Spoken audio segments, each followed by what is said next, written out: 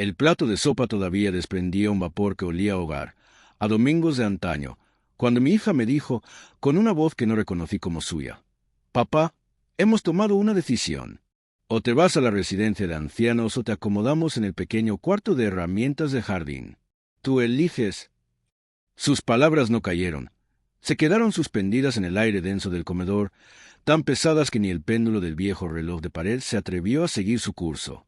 La cuchara se deslizó de mis dedos temblorosos y el tintineo metálico contra el azulejo sonó como una sentencia.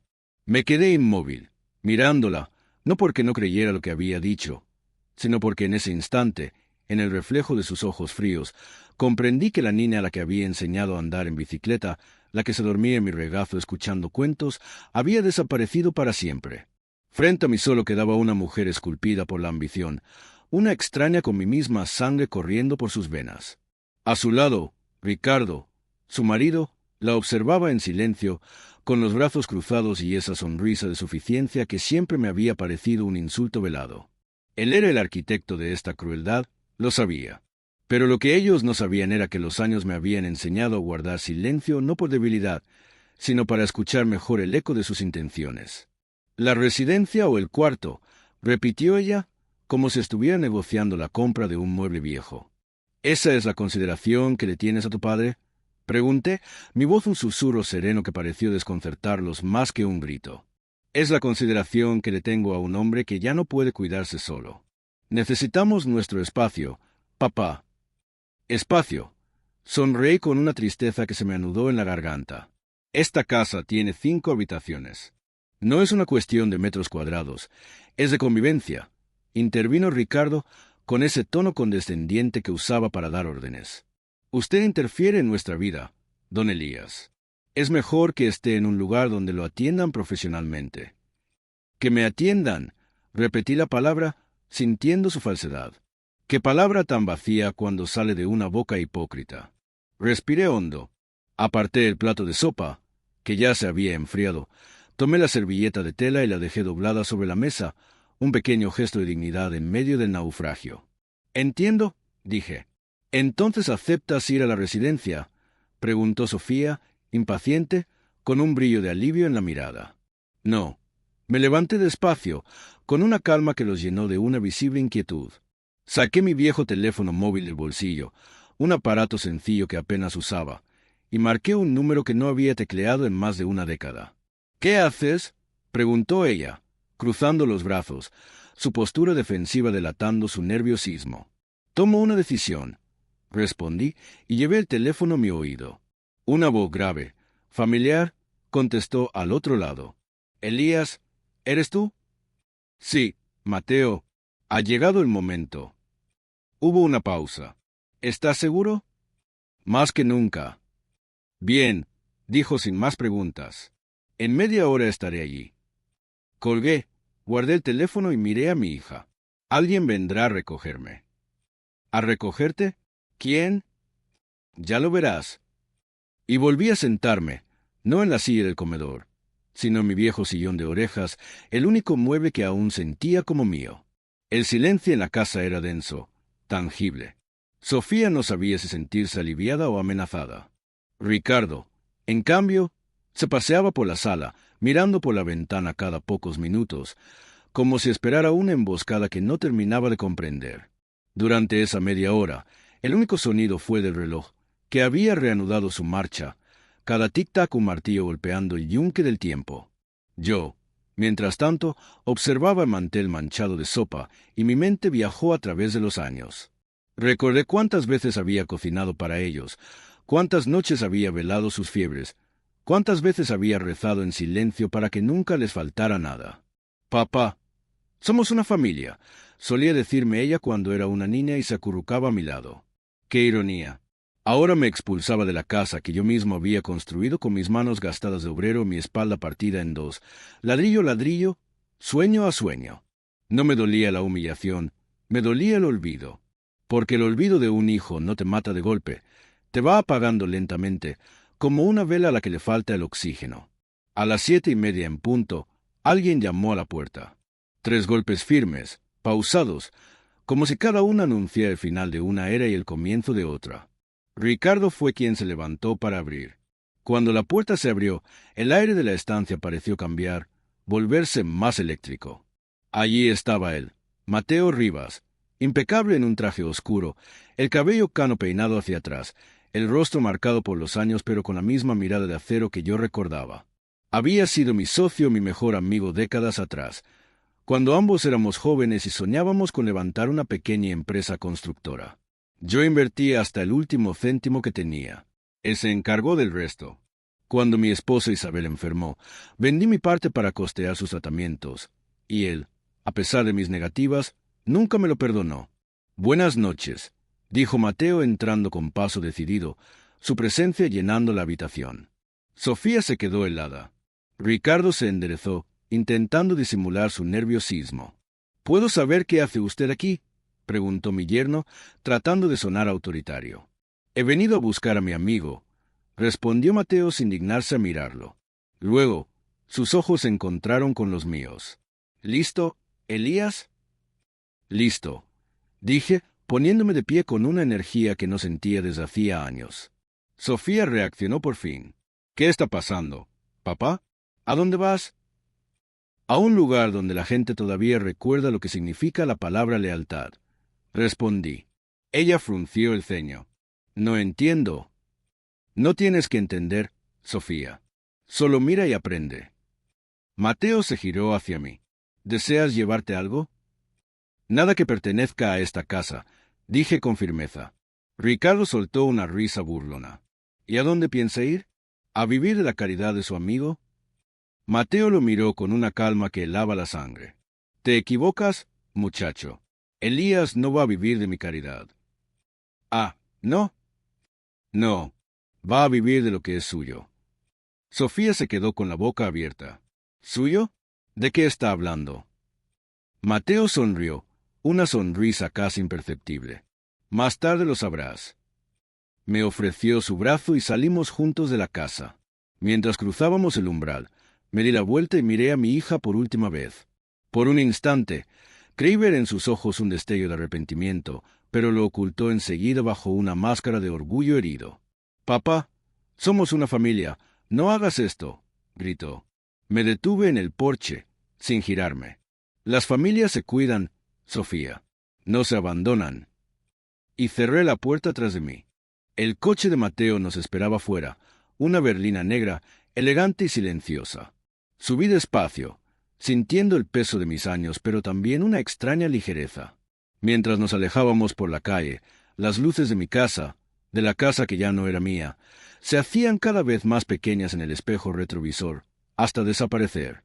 «Sabía que algún día me llamarías», dijo Mateo, rompiendo el silencio. «Tardé demasiado, quizás». «No», replicó él, «lo hiciste justo a tiempo». Miré por la ventana. La ciudad seguía su pulso, indiferente, como si nada hubiera pasado. Pero dentro de mí, algo había muerto esa noche, y algo nuevo, algo poderoso, comenzaba a nacer. Sabía que esta noche no terminaba con una huida.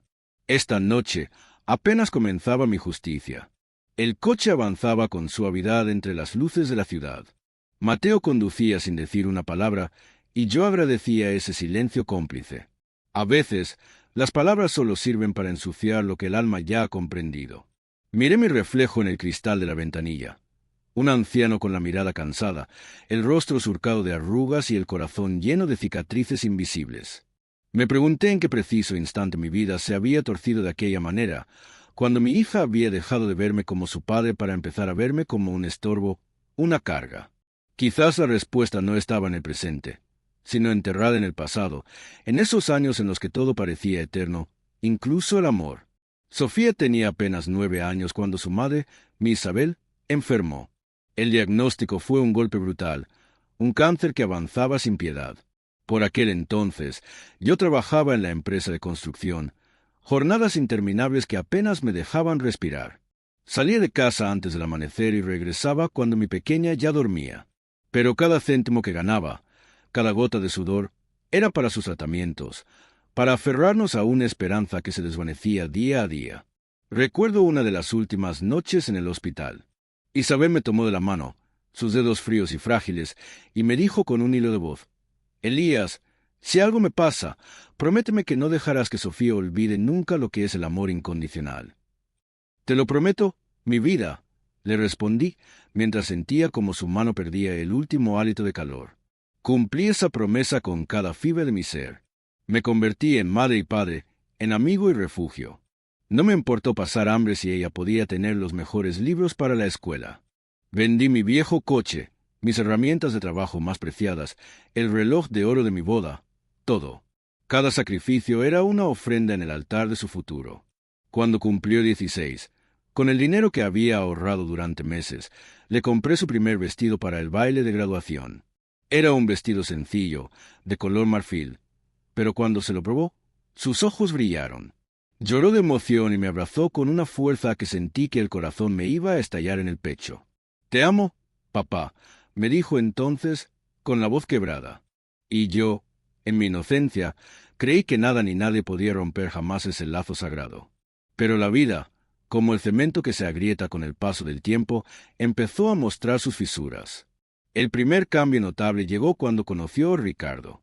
Un muchacho bien vestido, de sonrisa fácil y mirada calculadora. Desde el primer instante en que lo vi, sentí una extraña desconfianza. Era demasiado seguro de sí mismo, demasiado encantador, y en sus ojos se adivinaba un hambre que no se saciaba con cariño. «Es un buen hombre, papá», me dijo Sofía, ilusionada. «¿Y de qué vive?», le pregunté. «Está empezando un negocio. Solo necesita un pequeño empujón financiero para arrancar». «¿Y tú crees que yo soy ese empujón?». «No lo digo por eso, pero si pudieras ayudarlo, sería un gran gesto de confianza en nuestra relación». «Ayudarlo». Esa palabra me persiguió como una sombra durante años. Ayudarlo fue darle mis ahorros, mis contactos, mi tiempo. Poco a poco, mi casa se llenó de su presencia y mi vida comenzó a vaciarse de la mía. Ricardo empezó a decidir qué se compraba para la cena, cómo se gastaba el dinero, incluso a qué hora podía yo usar el televisor del salón. Cuando intenté reclamar mi espacio, Sofía me dijo: «Papá, no exageres. Él solo intenta organizarnos, ayudarnos». ¿Ayudarme a qué? A olvidar quién soy en mi propia casa. Ese fue el principio del fin. Pasaron los años y mi lugar en mi hogar se fue volviendo cada vez más pequeño, más insignificante. Primero fue mi habitación. «Papá, vamos a remodelarla para alquilarla y tener unos ingresos extra. Tú puedes dormir en el cuarto de invitados. Es más pequeño pero acogedor». Luego fue mi sillón favorito. «Papá, ese mueble ya está muy viejo y desentona con la nueva decoración. Lo vamos a tirar». Y finalmente, fue mi opinión. «Papá, por favor, deja de meterte en nuestras decisiones. Ya somos adultos». No me di cuenta de que, cuanto más callaba, más desaparecía. Me fui convirtiendo en un fantasma en mi propia vida, hasta que un día, una conversación escuchada por accidente me rompió el alma en 1000 pedazos. «No podemos seguir así. Sofía», decía Ricardo en el pasillo. «Tu padre nos retrasa en todo. Es un ancla». «Es mi padre, Ricardo», respondió ella, aunque su tono sonaba más a excusa que a defensa.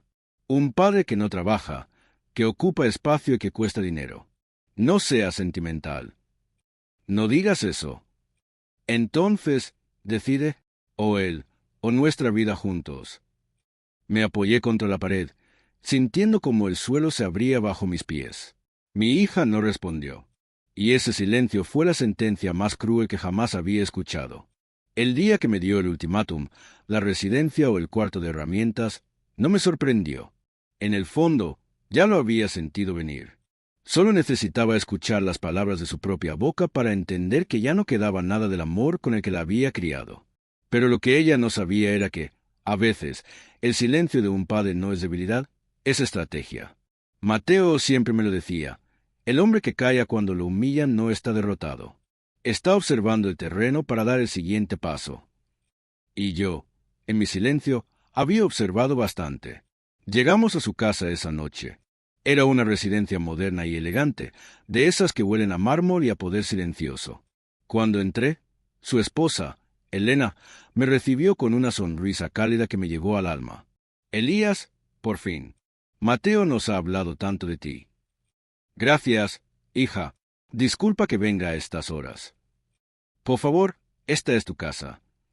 Esa frase, esta es tu casa, me estremeció. Hacía años, una eternidad, que nadie me la decía sin una carga de intención o sarcasmo. Cenamos en un silencio reconfortante. Elena me sirvió una sopa caliente y pan recién horneado.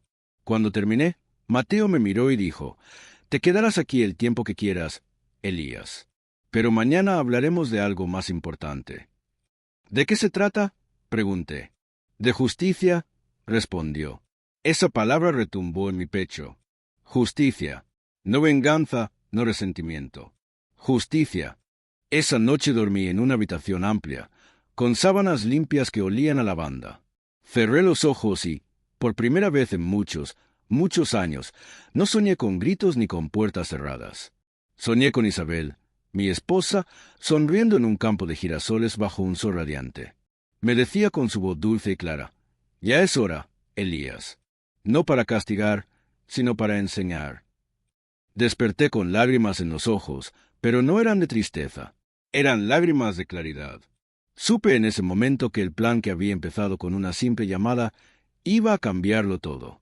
Porque el amor de un hijo puede romperse, sí, pero cuando un padre herido decide levantarse, el mundo tiembla.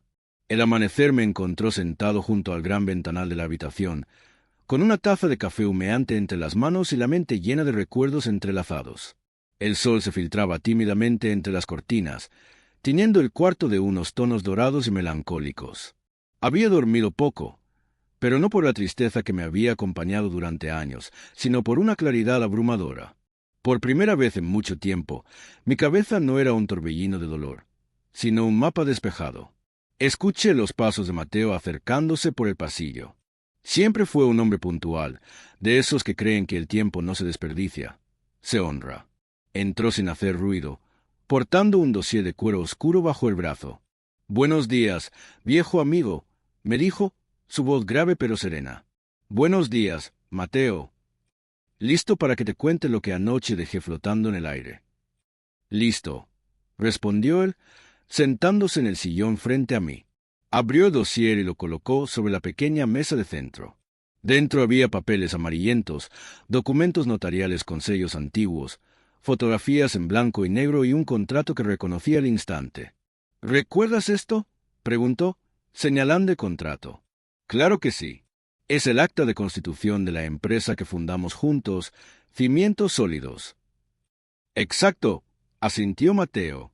«El día que vendiste tu parte para pagar el tratamiento de Isabel, juré que algún día te devolvería lo que, en justicia, te pertenecía».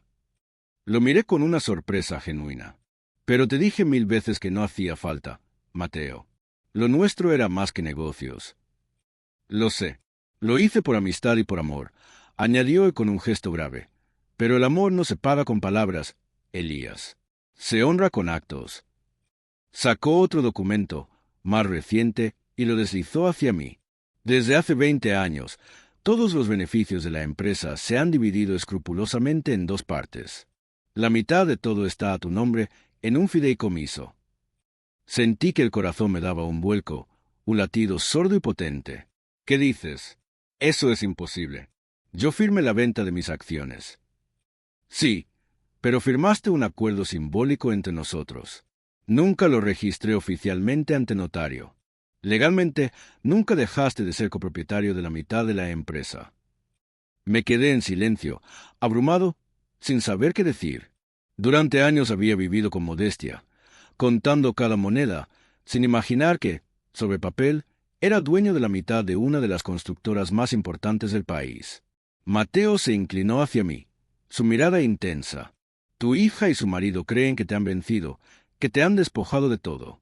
Pero el poder real no está en el dinero que te robaron con mentiras, sino en lo que tú, y solo tú, puedes decidir a partir de ahora». Respiré hondo, el aire llenando mis pulmones con una nueva fuerza. «¿Y qué me propones?».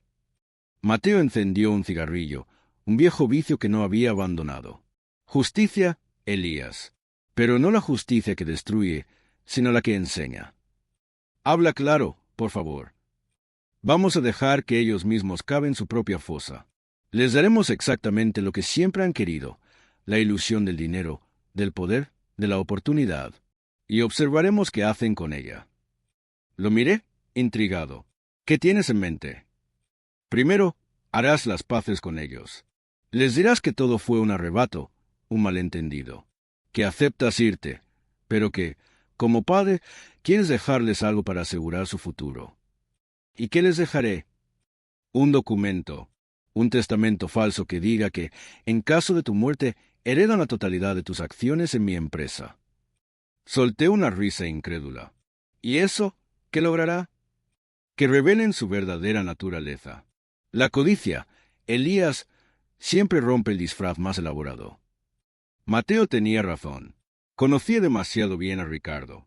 No resistiría la tentación de aprovecharse de algo que creyera legítimamente suyo, aunque fuera en el futuro. ¿Y tú qué ganas con todo esto?, le pregunté, aún desconfiado. Tranquilidad, respondió sin dudar.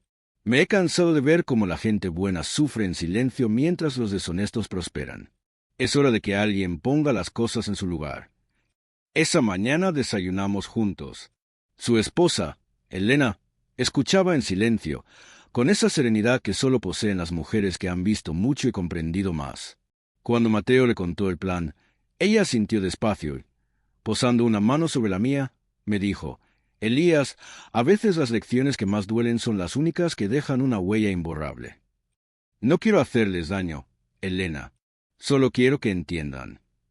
Y lo harán, dijo ella, pero lo harán a su manera, no a la tuya. Terminamos el desayuno en un silencio cargado de significado. El aire se sentía denso, como si el universo entero estuviera conteniendo la respiración, esperando el siguiente movimiento en este tablero de ajedrez. A mediodía, Mateo me llevó a su oficina. Era un edificio imponente en el corazón financiero de la ciudad. Las paredes de su despacho estaban cubiertas de reconocimientos, fotografías con personalidades importantes y una gran placa dorada con el nombre de la empresa. Cimientos sólidos, Rivas y Morales. En la entrada, los empleados lo saludaban con un respeto que rayaba en la veneración. Pero lo que más me impresionó fue lo que vi en la pared del fondo de su despacho. Un retrato mío, de joven, enmarcado con elegancia junto al suyo. Siempre lo he tenido ahí, dijo él, notando mi sorpresa. ¿Por qué? Porque todo lo que soy, todo lo que hemos construido, comenzó contigo, Elías. Sentí un nudo en la garganta. Tantas veces me había sentido inútil, viejo, olvidado, sin saberlo, seguía siendo parte de algo mucho más grande que yo. Mateo me entregó una carpeta. Aquí tienes los documentos que usaremos. No te preocupes, mi abogado se ha encargado de que todo parezca perfectamente legal. ¿Y qué debo hacer ahora? ¿Volver allí? ¿A casa?, pregunté, desconcertado. Sí, a la casa de la que te echaron. Su mirada se volvió seria. Es hora de que aprendan lo que significa enfrentar la mirada de un hombre que ya no tiene nada que perder, y por lo tanto no tiene miedo. Esa noche, cuando llegué, la casa estaba en penumbra. Sofía abrió la puerta con una expresión de sorpresa y recelo. «Papá, ¿qué haces aquí?» «He olvidado algo», respondí con una calma glacial. «¿Qué cosa?» «Mi dignidad», dije, y la vi retroceder, confundida. Ricardo apareció detrás de ella, visiblemente molesto. Pensé que se iba a la residencia. «Cambié de idea», dije, sacando el sobre que Mateo me había preparado. «¿Y eso qué es?», preguntó Sofía, señalando el sobre. «Mi testamento». El silencio fue instantáneo, total. Pude sentir cómo la respiración de ambos se agitaba. Ricardo dio un paso adelante, sus ojos fijos en el sobre. «¿Testamento?» «Sí. He decidido dejar todo en orden antes de irme definitivamente». Sofía parpadeó, intentando mantener la compostura. «No era necesario, papá». «Claro que lo era», respondí con una leve sonrisa. «Nunca se sabe quién puede quedarse con que cuando uno muere». Dejé el sobre la mesa del recibidor y los miré a los dos. «Mañana por la mañana vendré con un notario para firmarlo oficialmente». Me di media vuelta y salí antes de que pudieran decir nada más. Cerré la puerta despacio, y mientras bajaba los escalones del porche, supe que el juego había comenzado. Esa noche, desde la ventana del coche de Mateo, que me esperaba a una distancia prudente, miré la casa iluminada. Vi sombras moviéndose nerviosamente dentro. Sabía que no podrían esperar hasta la mañana para abrir ese sobre. Y esa ansiedad, esa codicia impaciente, sería el principio de su caída. Porque la peor trampa no es la que se tiende con odio, sino la que se construye con la propia avaricia del adversario.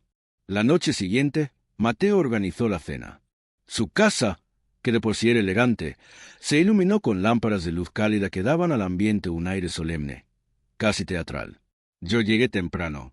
Su ama de llaves, Matilde, una mujer de rostro amable y mirada sabia, terminaba de colocar los últimos cubiertos de plata. Todo debía ser perfecto, porque aquella cena no era un simple encuentro, era una trampa meticulosamente envuelta en los mejores modales. Mateo, impecable como siempre en un traje gris, revisaba los últimos detalles. ¿Estás seguro de que estás listo para esto, Elías?, me preguntó, su voz denotando una genuina preocupación. Más que listo, le respondí. Solo me preocupa verla, a Sofía. Asentí, incapaz de pronunciar su nombre en voz alta. No la odio, Mateo. Odiarla sería demasiado fácil. Lo que siento es algo mucho más complejo, una mezcla de decepción, de pena, y de una pequeña y absurda esperanza de que aún quede algo de la hija a la que crié. Mateo me puso una mano en el hombro. Entonces, esta noche sabremos si esa esperanza vale la pena. A las 8 en punto, un coche de alquiler se detuvo frente a la casa. Desde la ventana del salón, los vi bajar. Sofía llevaba un vestido negro, sencillo pero elegante, el rostro cuidadosamente maquillado para ocultar el cansancio. Ricardo, a su lado, vestía un traje oscuro, una sonrisa falsa pegada en los labios y el mismo brillo ambicioso en los ojos que ya le conocía. Matilde abrió la puerta y los condujo al salón. «Buenas noches», dijo Sofía, mirando a su alrededor con una admiración mal disimulada. «¡Qué casa tan hermosa!».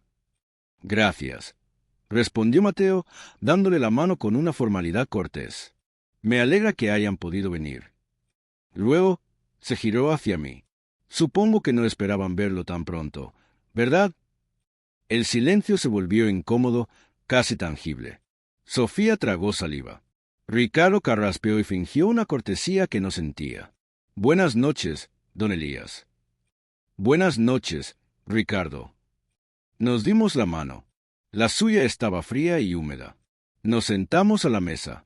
La cena comenzó con una conversación ligera, intrascendente, pero la tensión se podía cortar con un cuchillo. Nadie se atrevía a mencionar el verdadero motivo de aquella reunión, hasta que Mateo, con la precisión de un cirujano, rompió el hielo. «Sofía», dijo con voz serena, «tu padre me ha pedido que los invitara esta noche para aclarar algunas cosas». «¿Aclarar?», preguntó ella, fingiendo una sorpresa que no engañaba a nadie. «Sí, sobre su participación en mi empresa». Los ojos de Ricardo se iluminaron de inmediato. «Ah, sí, ese tema», intentó sonar casual. Creíamos que todo eso ya no existía, que era parte del pasado. Mateo sonrió, una sonrisa apenas perceptible. «Ah, pero sí existe». Su tono cambió en ese instante. La amabilidad superficial se desvaneció para dar paso a una precisión quirúrgica. Sacó una carpeta de cuero de un maletín cercano y la colocó sobre la mesa. «Aquí están los documentos originales de la sociedad que fundamos hace más de 30 años. Cimientos sólidos Rivas y Morales». Sofía lo miró con los ojos muy abiertos. «Entonces, ¿es cierto?». «Más que cierto. Legalmente, tu padre sigue siendo copropietario del 50% de la compañía». Ricardo no pudo ocultar su sonrisa de triunfo. «Vaya, eso es una excelente noticia, señor Rivas. Me alegra saber que todo está en orden». Mateo lo observó fijamente durante un largo segundo. «¿En orden? No, no lo creo». «¿Por qué dice eso?». «Porque el orden se rompe cuando la gratitud desaparece, muchacho». Silencio. Un silencio denso y acusador. Sofía bajó la vista hacia su plato. Ricardo intentó mantener la compostura. «No entiendo a qué se refiere». «Me refiero», dijo Mateo, su voz adquiriendo una dureza gélida, «a que el dinero puede reconstruir una casa, pero jamás podrá reconstruir una conciencia rota». Sofía respiró hondo. Señor Rivas, con todo el respeto, no creo que sea justo hablar así. Usted no sabe por lo que hemos pasado. Tienes razón, hija. Intervine yo suavemente, y todas las miradas se giraron hacia mí. Él no sabe por lo que han pasado, pero yo sí sé por lo que yo pasé. La miré directamente a los ojos, buscando un atisbo de la niña que fue. Te crié con estas manos. Vendí mis herramientas, mi orgullo, para pagar tu educación. Me privé de comer más de una vez para que tú tuvieras libros nuevos. Y un día, cuando ya viejo solo te pedí un rincón de paz para envejecer, me diste a elegir entre una residencia y el cuarto de las herramientas. Sofía cerró los ojos con fuerza, como si mis palabras fueran golpes físicos. Ricardo puso una mano sobre la suya, en un gesto protector, pero ella la apartó bruscamente. «Papá», susurró, su voz un hilo roto. «No hables todavía», la interrumpí. Tomé aire. «No te he traído aquí para humillarte. Te he traído para que veas el espejo en el que se ha convertido tu ambición». Mateo se levantó y se dirigió a un mueble aparador. De allí sacó una vieja caja de madera labrada. La colocó sobre la mesa. Dentro había un tesoro de recuerdos. Fotografías antiguas de mi boda con Isabel, los cumpleaños de Sofía, los primeros planos de la empresa dibujados a mano, todo mezclado con papeles notariales y recortes de periódicos amarillentos. «Mira», dijo él, mostrándole una foto. «Este hombre, tu padre, fue quien me dio la oportunidad de levantarme cuando yo no tenía absolutamente nada». «No tiene sentido revolver el pasado», replicó Ricardo, visiblemente incómodo. «Sí lo tiene», exclamó Mateo, elevando la voz por primera vez. «Lo tiene todo cuando el pasado sirve para recordar quién merece respeto y quién no». Sofía se levantó, temblando. «Papá, yo no sabía nada de esto». «No quería saberlo, hija», repliqué. «El amor y el sacrificio te incomodaban cuando no servían para alimentar tu apariencia». El silencio que siguió fue pesado, opresivo. Matilde trajo el postre, pero nadie lo tocó. Mateo, sereno de nuevo, miró a Ricardo. Sé lo que planeaban. Ricardo palideció. ¿Qué? ¿De qué habla? ¿Creían que la empresa pasaría a ustedes? ¿Que el testamento de Elías les aseguraba una fortuna de la noche a la mañana? Sofía lo miró, aterrada. ¿Cómo lo sabe? Digamos que tengo buenos oídos y mejores amigos, dijo Mateo, mirándome de reojo. Yo asentí lentamente. El documento que dejé en la casa era una prueba, hija. ¿Una prueba? Repitió Ricardo, incrédulo. Sí. Quería saber si aún quedaba algo de amor en sus corazones, o si ya solo veían cifras. Ricardo se levantó de golpe, furioso. Esto es una trampa. No, respondí con calma. Esto es la vida, devolviéndote el reflejo de tus propios actos. Sofía comenzó a llorar en silencio. Sus lágrimas, esta vez, me dolieron más que sus palabras crueles de aquella noche en el comedor. Se tapó el rostro, murmurando, «Perdóname, papá, ¿no sabía lo que hacía?» «Si lo sabías, hija», dije con una tristeza infinita. «Pero ahora entiendo que la culpa también puede ser una forma de aprendizaje». Mateo se acercó y puso una mano en mi hombro. «La verdad ya está dicha, Elías». Asentí. «Sí, pero esto no ha terminado». Los miré a los dos, a mi hija rota y a su marido desenmascarado. «Mañana quiero que vuelvan a mi casa, a la que era mi casa. Hay algo más que debo mostrarles». Sofía levantó la mirada, confundida. «¿Qué cosa?» «La verdadera herencia», respondí. Ricardo intentó replicar, pero Mateo lo detuvo con un gesto autoritario. «Le conviene escuchar», le dijo con voz firme. «A veces, la fortuna más grande no viene en billetes, sino lecciones que te marcan la piel para siempre». Salieron de la casa sin decir una palabra más. Yo los vi marcharse desde la ventana. Sofía caminaba unos pasos por detrás de su marido, con los hombros caídos, como si llevara el peso del mundo sobre ellos. Ricardo, en cambio, seguía erguido, con la furia contenida de quien no acepta haber perdido la partida. Mateo me miró y dijo, «Ahora empieza la segunda parte, Elías». «¿Y cuál es?» «La más dura de todas. Dejar que el remordimiento haga su trabajo». Asentí. Sabía que tenía razón. A veces, el castigo más efectivo no necesita gritos, ni venganza, ni tribunales. Solo necesita un espejo limpio y el silencio atronador de la propia conciencia. El silencio después de la tormenta suele ser más ensordecedor que el estruendo mismo. La casa de Mateo se quedó quieta, como si hasta las paredes tuvieran miedo de romper la calma tensa que se había instalado. Mateo se había retirado a su despacho.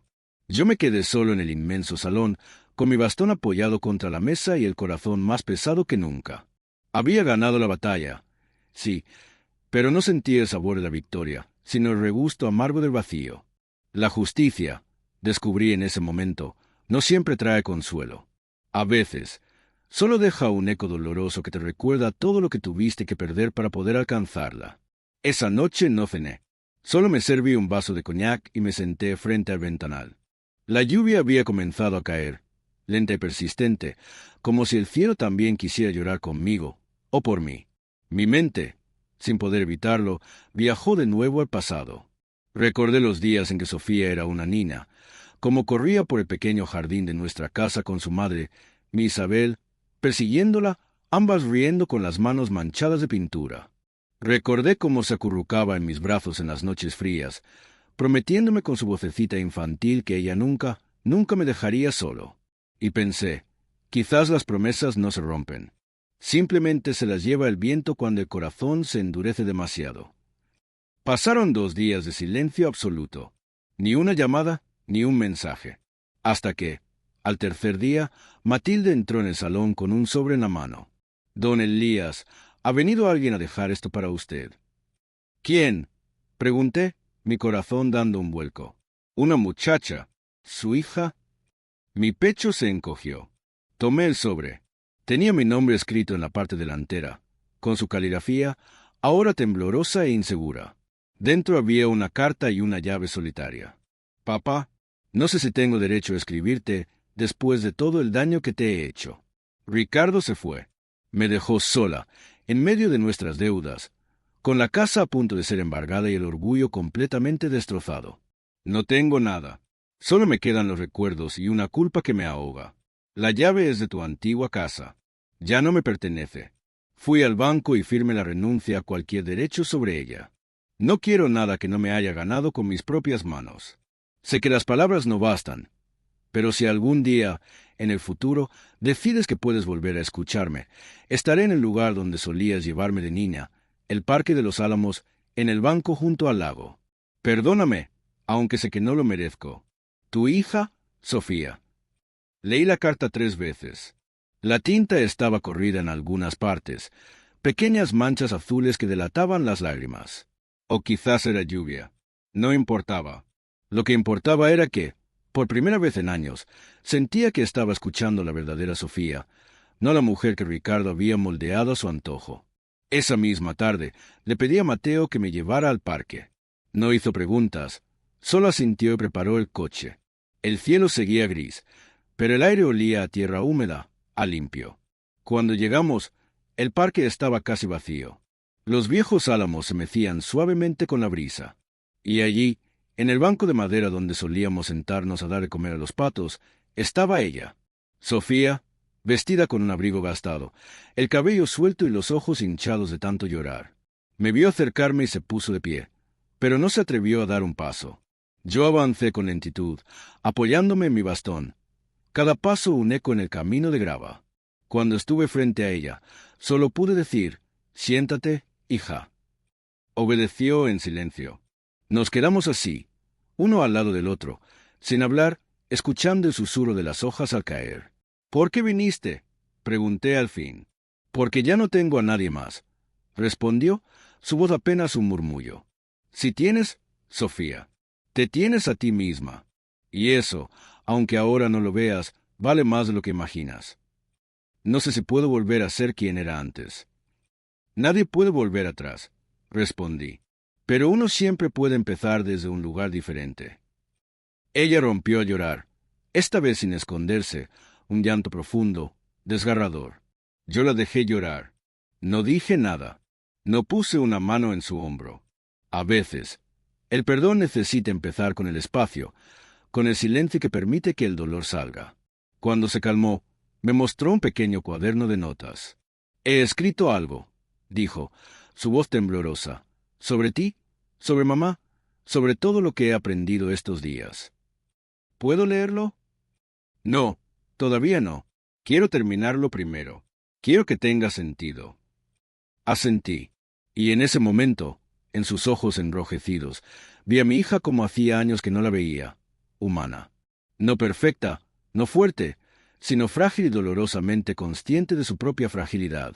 Y supe que algo dentro de mí, una puerta que creía cerrada con 7 llaves, comenzaba a abrirse de nuevo. ¿Dónde estás viviendo?, le pregunté. En un pequeño cuarto de alquiler cerca del mercado. Trabajo en una tienda de ultramarinos. ¿Necesitas ayuda? No quiero tu dinero, papá. No he hablado de dinero, respondí. He hablado de compañía. Ella me miró con los ojos llenos de una culpa abrumadora. Aún puedes quererme después de todo.